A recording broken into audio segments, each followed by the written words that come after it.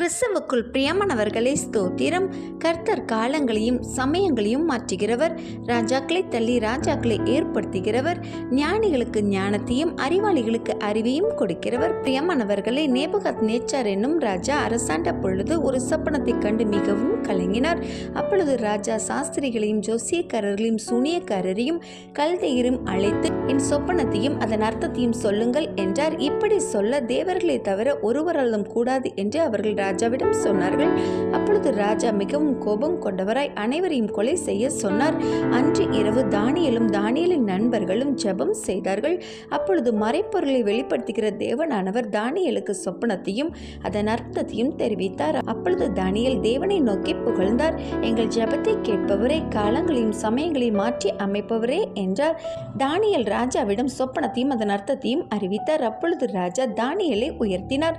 தானியேல் ராஜாவிடம் வேண்டிக் கொண்டது நிமித்தம் 3 நண்பர்களையும் விசாரிப்புக்காரராக ராஜா மாற்றினார். நாமும் நமக்கு ஒரு பிரச்சனை ஏற்படும் பொழுது கூடி ஜெபம் செய்யும் பொழுது நம் ஜெயத்தை பெற்றுக்கொள்ள முடியுங்க. தானியேலின் குணநலம் நம்மில் இருக்க வேண்டுங்க.